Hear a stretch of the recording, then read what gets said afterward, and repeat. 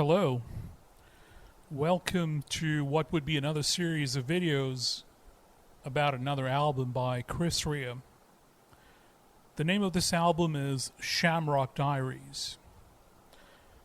If you have listened to the first video in this series, then you would know that in the introduction to the album, I covered certain details about the album, about Chris Rea, about his family, his place of birth, his life, and a few of the songs on this album that carry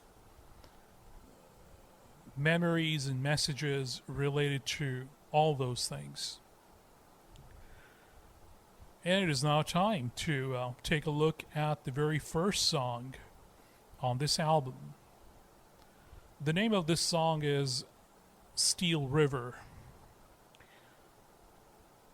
And this is related to where Chris was born. So he remembers this place from the time of his mom and dad raising him. This industrialized town from North Yorkshire and the changes that came about. There is an interview of Chris that I referred to in the very first video. And in that interview, these are his exact words. I'd been gone 3 years, hard touring in Europe. I literally went to drive somewhere that wasn't there. It was like a sci-fi movie. That's when I wrote Steel River, the Middlesbrough I knew. It's as if there was a war there 10 years ago. That is the motivation behind this song. And now as I read the lyrics and you will listen to the lyrics, you will see that message coming through. This is how it starts. I was born and raised on Steel River. I see it all like it was yesterday. The ships and bridges, they were all delivered from Sydney Harbor to the Cisco Bay. And I met my love down on Steel River. We served our dreams and spent our childhood days. In rainy streets, we'd kiss away the shivers and hide from fear inside the latest craze.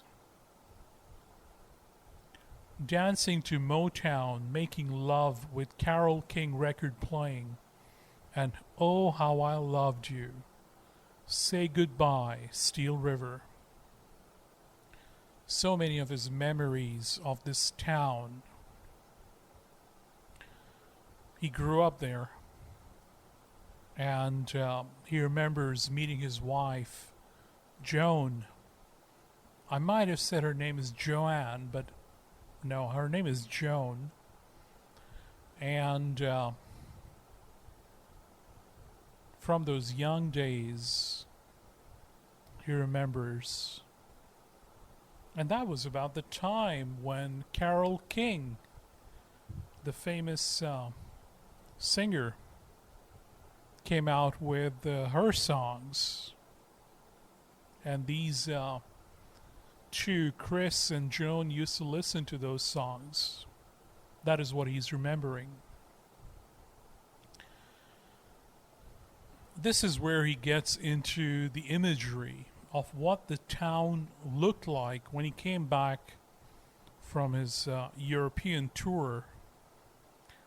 10,000 bombers hit the Steel River, and many died to keep her running free. And she survived, but now she's gone forever. Her burning heart is just a memory. So he's talking about the industrial town and how it was all torn down. The town, he says, she survived. Her burning heart is just a memory.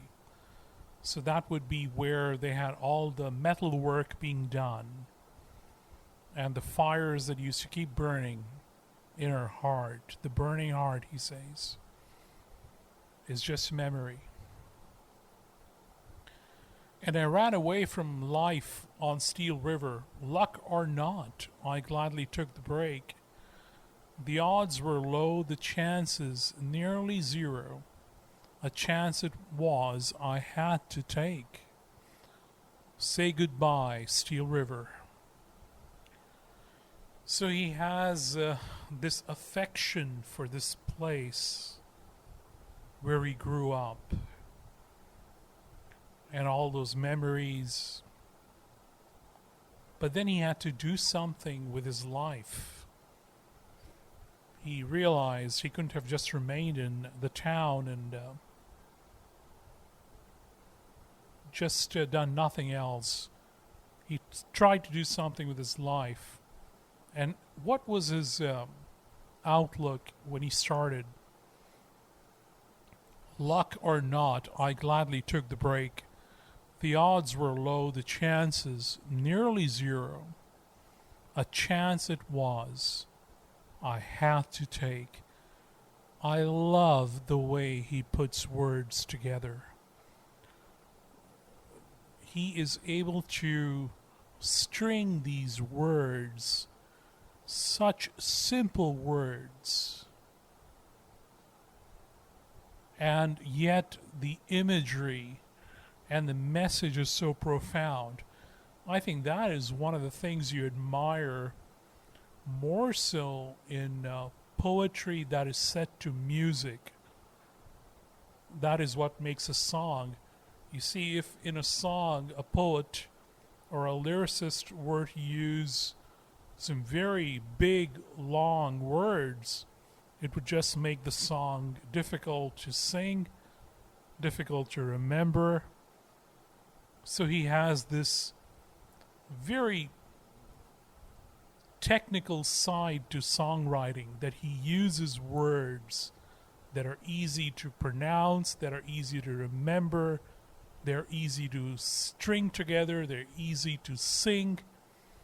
And when it all comes out and the listener pays attention, you suddenly realize, wow, this man is able to do this, keeping that simplicity and profundity together. That is one of the things that makes Chris Rea an amazing musician.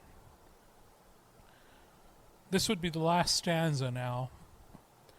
They say that salmon swim in Steel River. They say it's good to see them back again. I know it hurts to see what really happened. I know one salmon ain't no good to them. They were born and raised to serve their steel mother. It was they taught and all they ever knew. And they believed that she would keep their children even though not a single word was true. Say goodbye, Steel River. So you get an idea about the kind of life there was. An industrial town that ceased to be within just the span of a few years. And what sustained the people of that town was another business, fishing, that used to go on.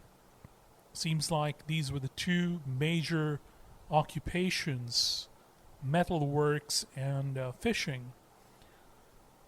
And the